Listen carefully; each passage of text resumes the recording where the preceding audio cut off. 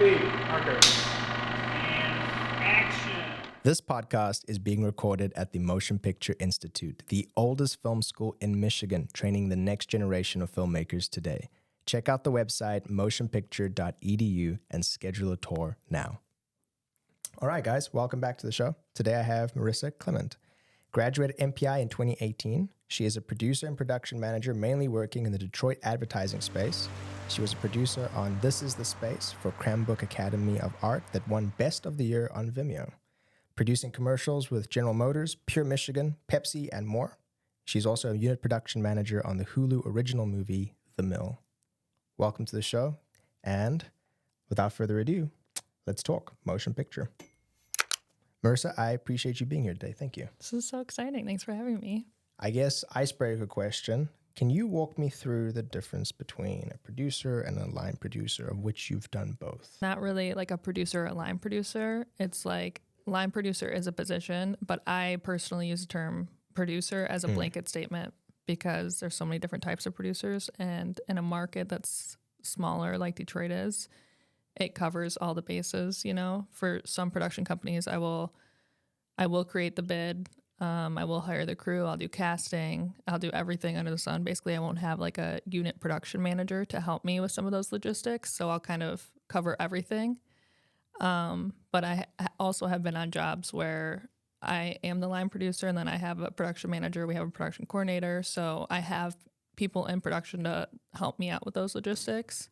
Can I ask what the biggest misconception is people have with producers on set? I think they just don't know what they do. I think that it's a lot of like, they just worry about the budget and that's it. But I think that, I think that a lot of the work for producers comes in pre-production. So it's like when we get on set, if most things aren't taken care of, then it's going to be a bad day. All of our logistics we should be having our ducks in a row before we get on set. And then once we get on set, everything's smooth sailing from there. And then you trust the people that you hired to do their job to make the project what it's going to be.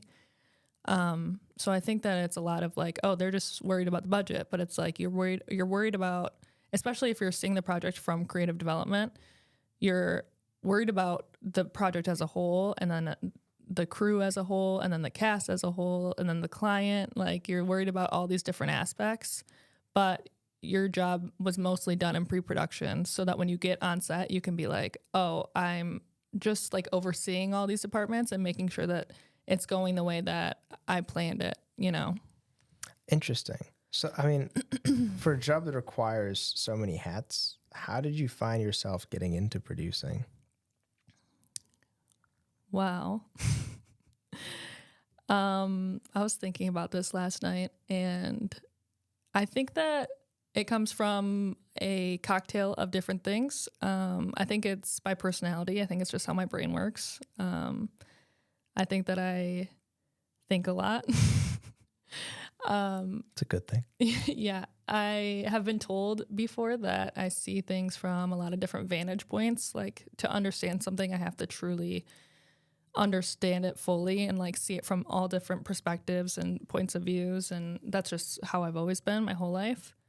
So I think it's a mixture of my personality. I think it's a mixture of my upbringing. You know, like, I grew up with 5 siblings and a working mom and a working dad, and I was the second oldest, and my older sister moved out pretty early. So I felt like it fell on me to kind of become a caretaker of sorts. And make sure that the younger 3 were taken care of. So I think that like the caretaker part of me, that helps me in my producing as well. Yeah, I think it's a mixture of a lot of things, really. How does that take you to filmmaking? What made you get into all this? Well, I originally wanted to be a veterinarian. Fair. I love animals. But I've always loved movies, and I think that it felt so unattainable for so long. And I live in Detroit, Michigan, and I was like, I can't go make movies, you know. I don't want to leave my family. It just feels like such an unrealistic dream. But then we had to put my family dog down when I was probably like 21-ish. And I was driving home from the vet with my dad, and I was like, I don't think I can do this. Like, I don't think I can be a veterinarian. And he was just like, so when I was growing up, me and my dad would go to the movies all the time. My parents were divorced. So whenever I would have go to my dad's on the weekends that he had me, we would go to the movies every single weekend. We would always see like all the Harry Potters, all the new Star Wars, like, that was just like our thing. We'd always go to the movies, and if I really loved a movie, he would buy it for me on DVD so I could watch the bonus features behind the scenes, because I was always so intrigued by how are they making these movies, you know? So when we were driving home that day, he was just like, well, you know, you can make movies and stuff. Like, he was just like rattling off things, you know, we're both trying to distract each other from the grief of losing a pet, you know? And I think it just planted a little seed in me that I was like, maybe I can make movies. And I think my dad always told me, like, he always told me all the time when I was growing up, he's like, you can do anything you set your mind to. And as a kid, I'm like, okay, I'm going to go be an astronaut. And like, you know, you just dream the biggest of dreams. But when he said that, I think it planted a little seed in me. And I was already kind of making YouTube videos and things like that, like just for fun, because I always was drawn to those things. But then I Googled film schools near me, and I found Motion Picture Institute, and it was like 20 minutes away from where I grew up. And I was like, it's only a 1-year program. I was 22 when I like finally went to go pursue it, and I was like, I think I can do this. Wow. And when you went to MPI, what is that experience like? As someone who felt like they couldn't get in, they had no way to make a film, Yeah. they didn't know what to do, coming to MPI, doing the 1-year course, like, what was that experience like? It felt like this little girl from a small town was able to finally achieve what she always wanted to achieve. It felt like a whole new world was opened up to me. When I went to Motion Picture Institute, I think it still might be like this, but you learned everything from camera to producing to editing. Like, you learned all the different assets of filmmaking. Facets, sorry. And I just felt like maybe I can actually do this. What is the biggest surprise about filmmaking, about the whole process, the thing that you didn't expect? What got you off guard? It's a never-ending learning process, which I love. I think that's also how my brain works, is I love to learn and I love to grow. But I think that when I came to MPI for the first time, I was like, oh, I can do this. And then I got my first job in production, and I was like, oh, I can do this. But then you like, every time you're like, oh, I can do this, there's like, it's like a onion. You like peel another layer. You're like, oh, I can do this. But like, you're learning all these new things and all these new things. And I think it's always going to be like that. When I talk to producers that I trust that have been doing this for 30 years, they say the same thing, you know, like, I'm still learning. So yeah, that was the biggest thing. And that first production job, what was that? My first job was a PA on an unpaid short film. That's the way to go. Yeah. That's it. And so I met the first AD on that. Apparently I made a good impression on him, but he went out of town, and he was supposed to AD this TV pilot that was filming, just a small indie thing. And he was like, I can't make it, and I really enjoyed your presence on set, and like, I think that you can do this. And I was like, I don't know if I can do it. Like, I've only AD'd our student films at MPI, and I don't know what I'm doing. And he was like, I'll give you all the templates, I'll help you through it, and blah, blah, blah. So I did it, and that was my first AD job. And then shortly after that, I got a recreation, like a celebrity recreation show. They like recreate celebrities, like scandals, things like that. Interesting. Yeah. But the producer on that, they didn't have an AD on that, and I got hired as a PA for that.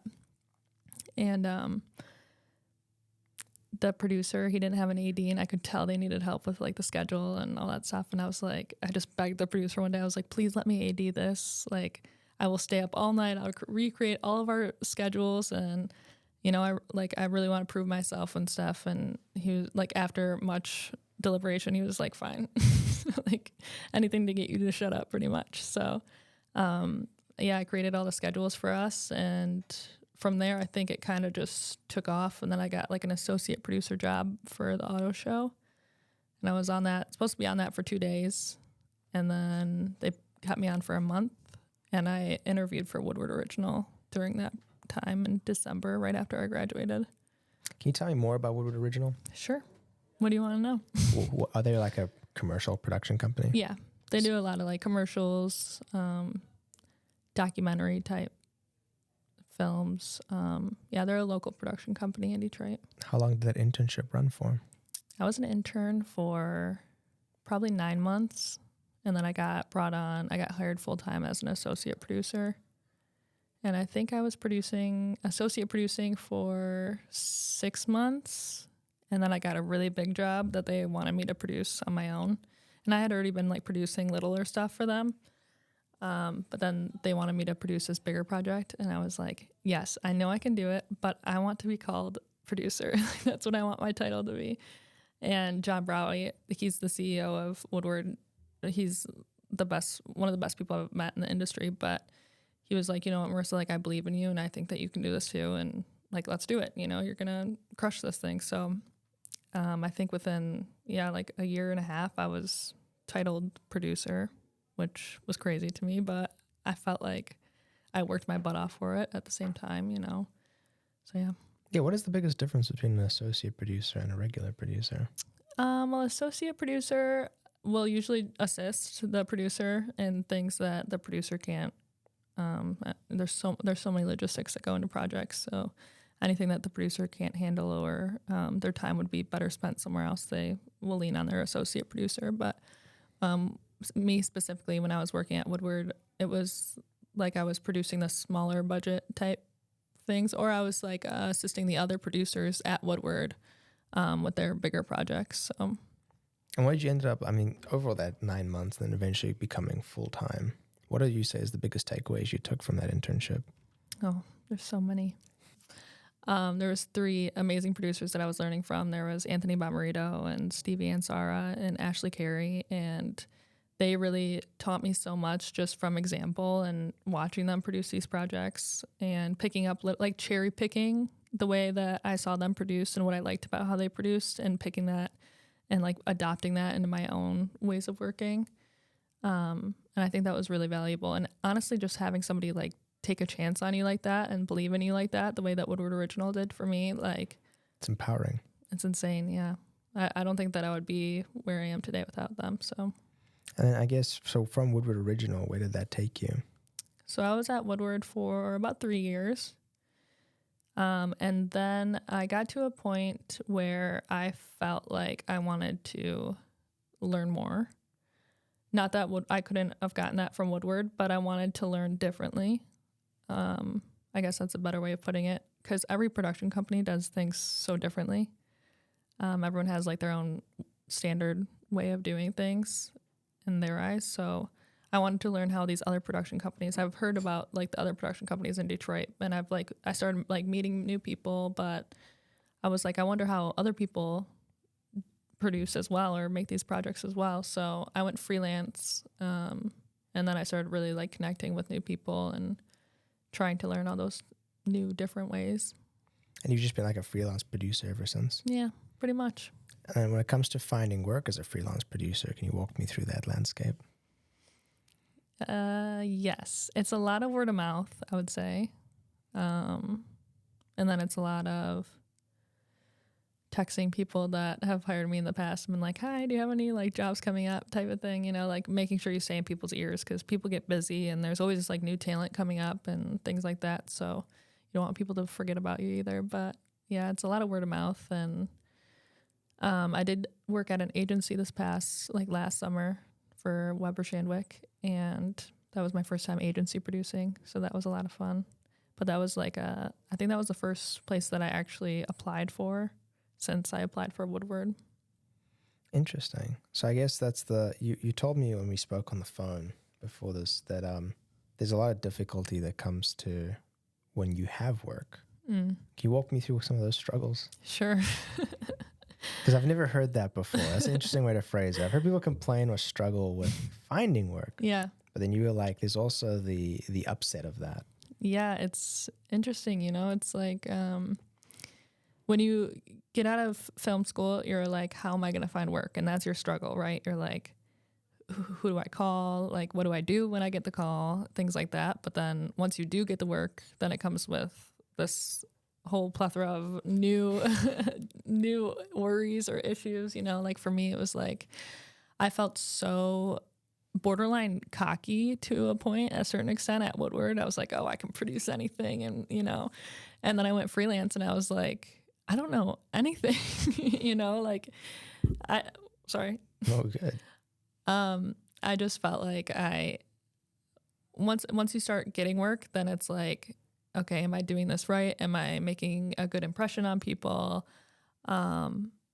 You have to make sure that your clients are happy, and every different company works with different agencies and clients, you know, so learning new different personalities and things like that. Keeping the work, obviously, is a battle. So, yeah. Is that the biggest obstacle you've run into? I think the biggest obstacle I've personally run into is imposter syndrome is a big one, for sure. Managing my time and expectations for those around me. I think that when I entered the industry, I was a 22-year-old that had like this fire in my belly that was like, I will do whatever it takes to get to where I want to be. And then as I've gotten older, I'm 28 now, and I'm like, you know, I need to set boundaries, and there's so much more to life than just our jobs, you know. Gotta make sure you set that time apart. Yes, for sure. So yeah, I think that those were my biggest struggles that I still work through now, you know. So And then I mean, so with the big credits you have currently, like how does like something like The Mill come about? that's when I was working for a production company called WTP. They're also a local production company, but I had been contracted with them for like 6 or 7 months, I would say. And then they had a opportunity to go produce this movie in New Jersey called The Mill. Yeah, it was an incredible opportunity that I'm very grateful for. So, And what were your roles and responsibilities as the unit production manager? for that, I was basically overlooking pretty much the whole shoot. You know, I had like the producers above me that were focusing on budget and like the overarching view of the project. But for me, I was like mainly like day-to-day stuff, like making sure all the crew was where they needed to be, collecting all the crew deal memos, like all the cast had all their travel booked because we were in New Jersey, so a lot of the cast had to travel in. So just all the logistics that they didn't have time for was on me. And like the scale of a project, because it's been like a big credit, like what is that atmosphere like compared to the stuff you've done before? It's interesting because it's very similar, you know. It's I just feel like we're all just big kids playing with cameras, you know. But That's refreshing, because you know my concern would be that the higher you climb the ladder, you know, the stakes become more intense. That's fair. The budgets are higher. Yeah. So that the pressure on set must be immeasurable. People are like, you know, very intense is what my assumption would be. They weren't. That was my assumption too. And I was like, I don't know if I'm cut out for making movies. You know, I was like, maybe I'll stay in the commercial space because I know that I'm good at that. But no, it was very similar. And it was refreshing to be a part of something that we had more creative freedom with, you know. And everyone was excited to be working on something like this. So, yeah. And when you have a credit like that, you have a Hulu credit on your IMDb, does that open any more doors? Does that like segue into something else? I'm really bad at like IMDb and LinkedIn and all that good stuff. Yeah, I noticed, because when I searched you up, I couldn't find an account, but I found your credits attached to this ghost account. Yeah. And I was like, that's refreshing, because a lot of people are like, you have to get like a professional IMDb yearly subscription. And it seems like you're doing fine without one. Maybe I should. I don't know. I don't know. I think that we're all just figuring it out as we go along, you know. But personally for me, like I work mainly in the commercial space. So like people don't look at my IMDb, you know, they look at my website and see the commercials that I produce type of thing. But they're not like, what movies have you worked on, you know? So is that something you want to do more of, more narrative stuff? I do like narrative for sure. That was kind of like the dream when I got into film. But I think, like I said, as I got older, I was like, how do I manage this dream with my personal life. Car payments. Yeah, that too. And just like time boundaries and making sure that you're spreading it evenly, like within the important moments in your personal life, and then also like pursuing this dream that you have. So I think that as I've gotten older, I'm like, I kind of like the commercial space because you're on set for 1 to 5 days, sometimes more, sometimes, whatever. And then you still have that time to be like, okay, now I can like wrap up this job and then I can take a break if I want to. I can hop on another like 2-day shoot or whatever. You like have a little bit more flexibility with your schedule. Whereas with narrative films, you're kind of like, you're in it, for sometimes months or. Can I ask why that is? Like, why is it that like for example, I always hear this, commercial shoots have like shorter days, but they still get high quality stuff. But like films, you'll run for like 12, 13 hours, easy. Right? Well, it's just all just the length of the final piece, I mean, commercials, we're filming a 30-second spot for TikTok or Instagram, it's like. Doesn't take too long. Yeah, exactly.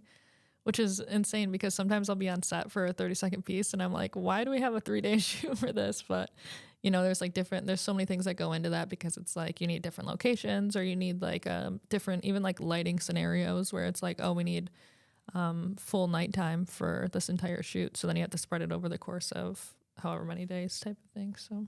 And with where your career is right now, where would you want it to go? Let's say 5 years from now. That's a good question. I think that I'm content with where I am right now. But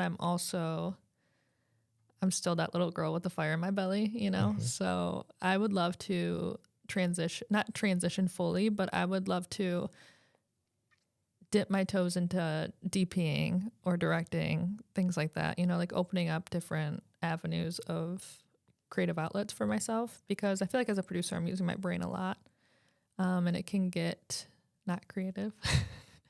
Very logistical. Yes, exactly. So I would love to try some new things within the film industry, but as of now, I feel happy with where I am and the balance that I have in my life now. So, yeah. So creatively, you still feel like there's a lot left more to be desired. I think that's always the case. Because I was wondering, because when you were in MPI, you did direct, right? I did. I won Best Film. You won Best Film? At our graduation. That was a shameless plug. That was a shameless plug. I should have put that in the introduction. Okay, we're going to have to do a redo of the introduction later on. You can ask to go in there now. That's interesting. Okay, so you at least enjoy that experience then, right? Directing. Because a lot of people come to MPI, they direct. They're like, ooh, I misread this. Yeah. And then they like don't direct ever again. That's true. So, I mean, you've enjoyed that process. What about directing did you like so much? Well, I think, like to what you were saying before, is I think that directing feels even more unattainable than producing or DPing or any other position, I feel like, in the film industry. Like directing is so hard to get into unless you have like the resources to make a huge portfolio and then like all these contacts that will believe in you and give you like a first shot with these agencies and clients that they also have like spent years maybe building these relationships with. So directing, I feel like, felt even more unattainable for me personally. Whereas producing, I was like, I think I can do this. But for me, directing is like, I've seen so many movies and I've seen so many documentaries and music videos and short films that I'm like, even like commercials, ads that have pulled at my heartstrings that come from people's real life experiences or based off of, that I'm like, those stories have changed those people personally. And now they're sharing that art with the world in a way that's changing other people now. And I've always wanted to do that as well. Like change people with the stories that have changed me, even if they're not my stories, like working with people that are like, I trust you to tell this story. And I know it needs to be told. And I trust that you're the right person to tell this. I think that's beautiful. And you've collaborated with a lot of directors, right? I have, yeah. Can you tell me, I mean, no naming names, of course. Can you tell me what's the biggest pitfalls you've seen in directors as a producer? Pitfalls. Because in my own experience, I had an interaction as a producer where I was like, okay, and this is like short film business. We're nowhere near like, some of the amazing credits you have, where I was like, me and this guy, we're like figuring out a situation. And I'm like, oh, my job is to get you everything to make the movie. your job's to make the movie. Like, I can't do both jobs. And now what I realize is, oh, you can have someone with a vision, but if they don't have that confidence in their own vision, that can like destabilize the entire foundation. I'm just curious to know if you've had any like similar experiences as a producer where you're like, oh, that does like in a certain way inhibit our success. I wanted to get into this a little bit more because I wouldn't say it's a pitfall. I would say that I've learned with my imposter syndrome and all that good stuff, just growing up in the film industry, basically, that all of these bad qualities that I thought I once had, they serve me in different ways. So we can get into that, but the only downfall I've seen of directors that I've worked with in the commercial space specifically is that they hold on to their ideas too tight, which you can't blame them for. Like, they were hired to make this project and we were trusting them to make this project through their vision, and I can't even blame them for that. But sometimes it's just like, we have to, the client is right. Always. Yeah. You can't argue that. So yeah, that's the only thing I would say. I think you worded that perfectly. That's exactly how I felt about my experiences. I was like, man, you got to let go of this like pipe dream. And this is where it's, I've been called a lot of things for this mentality. The yes and approach has been thrown at me. It's Ariana Grande. Who? Ariana Grande. She says that? Yeah. Wow, okay. I got to catch up on Ariana. I know, for example, my personal opinion, I've shared this with all my friends, I know Ethan can attest to this, is the universe, if your film is meant to be, the universe has a funny way of making it what it inevitably will become. And I believe that. I don't know if it's delusional, but I choose to believe that if I'm on a set and my script called for a red car, and for whatever reason, we couldn't get a red car or the car showed up green, that's not a reason to end the shoot. Now that is what it is. The idea, for whatever reason, the universe has made that thing. And then that movie goes big time. And then that green car is always known for your film, Because it was such a, so you get it. Like, I mean, that's very idealistic. You're hoping that will happen. But in my own experience with making films, I've come across that where I have like such a strong idea and then it changes. And I'm like, oh, it had to change. It had to become better. It had to become a different film in order for it to find its own footing. 100%. And filming is not insular, you're like, it's a collaboration and we're all a team and everyone's role is just as important as the next person's role. And it's like, if we want to do filmmaking, then we have to be a team. And sometimes I think that people can almost isolate themselves in the film industry, specifically the creatives, because the creatives are the ones that are like, this is my idea and it's precious to them. Of course it is, it's like almost like part of their soul that they're giving to the world. But filmmaking at its core is a collaboration.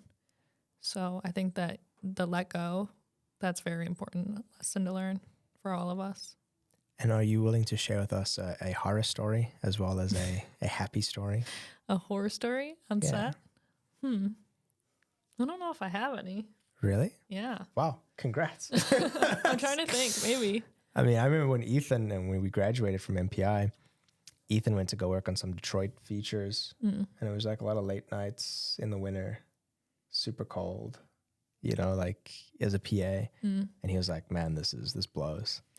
And I was like, woof, I'm going to keep to my 9 to 5. I mean, of course I've had times where I'm like, this sucks, but at the end of the day, I'm like, okay, do I want to be like sitting here, like standing out in the rain as a PA and like I'm cold and this is not fun? Or do I want to be like sitting at a desk and like filing paperwork and like doing something that is definitely not related to anything that I want to do? It's like you kind of, that one quote that's like, choose your hard, like everything's going to be hard. So you either have this or that. Like, it's like, choose your hard. And is there a story of like a moment that you hold on to, a happy memory, something that sticks out?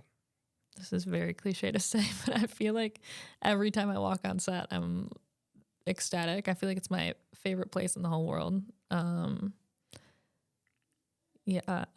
will share a specific story. So I was on a feature film last year, indie feature that was filming in Michigan.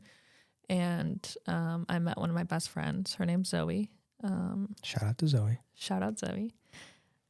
She was 11 at the time. And we needed somebody that was wheelchair bound for this film that we were doing because we basically had, I shouldn't give away too much, but there's like a wheelchair rig that the camera was set up on. And we needed to cast this girl. And we couldn't find anyone. And we were like, we really want to make sure that it's the right fit. And then we got an audition from Zoe. And Zoe had never acted in anything before. But she really wanted to be an actress. And we got this audition, and immediately our director, Pete, was like, she's the one. Like, this is her. So she comes in for her table read, and I just showed up, and they were already starting their table read. And I just like sat down quietly. And afterwards, Zoe came up to me, and I was just like, hi, I'm Marissa. And she's like, hi, I'm Zoe. And I was just asking her questions about school and like how excited she was about the film. And we have been literally inseparable ever since. We became like the closest of friends, like on set, like every day. Like we were filming at a farm and they had like little tiny kittens. So we would like bring the kittens out of the basket and just like I would just put her on my lap and then like let the kittens all play around us and stuff. Like that was a really special moment. And I think a lot of like my special moments from filmmaking has come from like the relationships that I built within them. I'm so happy you said that. Yeah. Because especially with like Motion Picture Institute, that's how I feel about this place. Mm-hmm. I mean, so when I moved here as an immigrant, I didn't have a lot of friends. Everyone was overseas. And when I came to the school, I just met people and I had no idea. Like I had no idea this guy here and I were going to be friends. So it just caught me off guard because now I'm here. That was 2019. We're in 2024. So almost like 5 years away. Mm-hmm. I have these like super close friends. I have a community. And there's something about this place, this little building here that fostered that. I don't know how, because I don't know if I would have gotten along with you guys if you weren't filmmakers, but it's like I have these really strong bonds with these strange ne'er-do-wells. 100%. And it's like when you grow up in elementary school, middle school, high school, it's like you're not in one space where everyone has similar interests, you know, like everyone has their own thing and whatever. But like when you come here, like when you enter into the film industry, like you meet people that you can bare your soul to, and they're like, I understand that actually. And you're like, wait, you do? You want to be a filmmaker? Yeah, exactly. So it's just something that like it can't be replicated, I feel. This is it's an offshoot question, but it's also something you said earlier. Because you said you're interested in DPing. I'm curious as to why. Why would that be something that intrigues you? Well, I also do photography on the side. I've always been drawn to cameras. I think that when I first came to MPI, it was like directing or DPing. Like before I had taken any classes, I was like, I want to be a director. I want to be a DP. And then as I got started and as I met new people and people outside the industry, I was just like, I don't know if this is attainable actually, you know? And I was like, I feel like I can be good at producing. So that's what I will pursue. And I feel happy here. So that's what I will pursue. And then the goal was always to like learn as much as I can producing and then start dipping my toes into the other things where I'm like, okay, I know that I can like probably pay my bills with this. Hopefully that is the hope with producing. But then once I get to that place, then maybe I can like take some liberties and use the knowledge that I've learned from producing and then see if I can dabble in these other things. And you think working, I mean, because for essentially you're going to be working for a filmmaker unless you want to DP direct yourself. Yeah. Who knows? Would you want to collaborate with a director? Is that something I think so, yeah. You think you could learn from? Yeah, I think so. I mean, I just like every time I'm watching movies, I look at the lighting and the composition and I look at every aspect as a filmmaker, but especially the composition, the lighting, and like why the DP chose that angle and what kind of perspective they're trying to go for here, what they're trying to draw out in the audience from choosing this angle. And I know that like that's the director and DP collaboration, but it's just always been something that I was interested in. So, I mean, I'm curious because I myself, you know, when I took on that producing gig, I had produced all my films as one has to when there's no producer, right? But I didn't anticipate like when you hire the right people and you trust them and you like them, that goes a long way. Trusting and liking them goes a very, very long way because you can trust people you don't like and you can like people you don't trust, right? Very true. I was very fortunate. I had a cinematographer and I had a director. These are both friends. Both of them I had faith in. And I just let them have full creative control over how that image was going to end up. It was very interesting. I'd never done that before. Did you like the outcome? I loved it. That's great. I loved the outcome. I got to helicopter it, which was interesting. I got to just observe, step back and go, huh. And I knew I'd done something right when we were on the first scene of the day, and they had got their rehearsal down and they were lining up the first shot, and I took a step back. I didn't touch a piece of equipment. I didn't speak to a person. Everyone was in their role. Everyone was like geared up. And then the director called action and the shot ran. And they did it like 3 times. And then they looked at it and they said, cool, we got it. And they moved. And I was like, wait. And I had a buddy there who was just visiting the set, who was interested in filmmaking. And I was like, I think we just got our first shot. That never goes that quick for me. A collaboration. It was a very empowering feeling. It made me feel like producing might be something I would want to continue with. Because in the same strengths, I feel like I have good personable skills. And that was the first time I'd put I always used to say this in film school, and people like Ethan are tired of hearing it. I'm like, if I had another Keanu, if I had just one more of me, I had to always wear these 2 hats, director and producer. And logistically and creatively, it's difficult to juggle. Yes. But giving the creative stuff and then telling that creative person, hey, you don't worry about nothing else. I will handle this. I will get you what you need. It just made that production flourish. Yeah. And I got to see it really, beautify itself. And I guess that's where I now am seeking guidance, because I put myself in the category of where my next question's going. And that is advice to up-and-coming producers, people who want to get into it, people who are interested in learning more about it, just your general over-blanket statement of that. Yeah, I think that's one of the most gratifying parts of producing, is that, like, you can let the creatives do what they do best, and that's be creative. And they don't have to worry about contracts or releases, and they don't have to worry about, like, the agency or the client. Like, you can handle them, and like, you can, obviously you have to tell them like when there's feedback come in and stuff. But besides that, you can really let them just be the big kids with cameras and just let them play, And I think the freedom to do that leaves a lot of room for beautiful things to be captured. Yeah. Did that answer your question? Yeah, a little bit. I'm like, what was the question again? I guess I'm just looking for advice, because I've never had more, besides producing for myself. It's easy to produce for yourself in the sense that you know what you like, what you don't like. It's harder to produce and I guess find producer work, because from what I understand, a producer's main thing is finding money. Like that's an executive producer. That's an executive producer. Yeah. So executive producers are in charge of finding money. Yeah. They secure the money. Yep. And then they pretty much run the production, because they give like the managerial position to a producer. Is that correct? They will get the money, and then the line producer will manage the money. Gotcha. And then it kind of like goes down from there. It's like the UPM and then the production coordinator or whatever type of production staff that you have. But yeah. So executive producer is top dog. They get the money. So yeah. They get the money. This is specifically for like narrative or like films, Well, that's where I'm at. I'm currently in the process of working on my first feature. And I'm like, okay, when I'm done writing it and I feel confident to start producing it, that's where I'm going to have to go. I'm going to have to start figuring out, how do I find that? And I don't know, have you ever had experience with having to try secure funding for a project? I have, but I don't like it. Was it successful? I mean, it was fine. I mean, we made a movie, so I guess. Congrats. But no, a lot of it was like, back in my, like, right when I graduated MPI, and we were like doing like GoFundMe's and things like that. And I was just like, this isn't. What about it didn't you like? I don't like asking people for things. It sucks, right? Yeah. I never have. That's why I try to, I'm like a control freak. I'm like, I can handle everything when you give it to me, but I don't want to go out and ask people, can I have $1, please?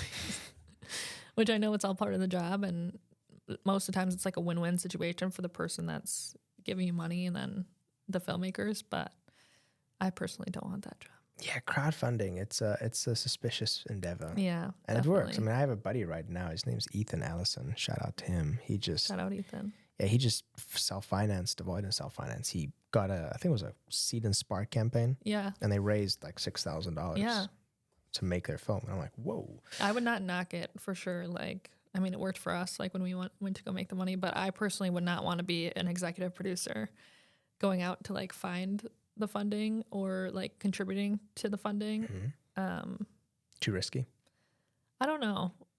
I also like, I'm more like the commercial space, so I feel like I haven't seen like a ROI type of situation.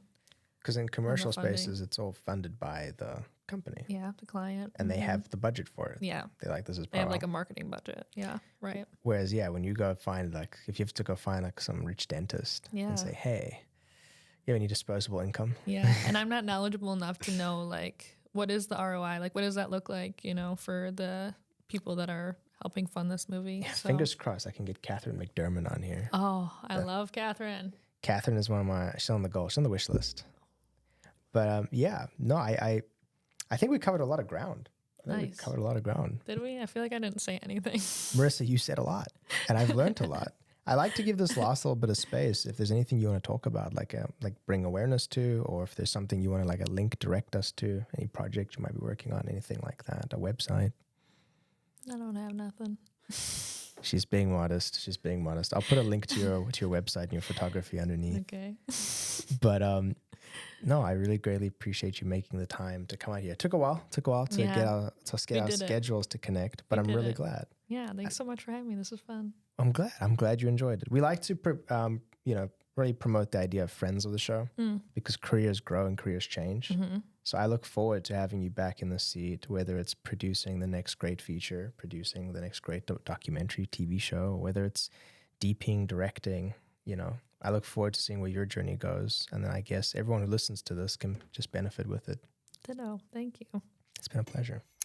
This podcast is brought to you by Motion Picture Institute, a film school located in Troy, Michigan.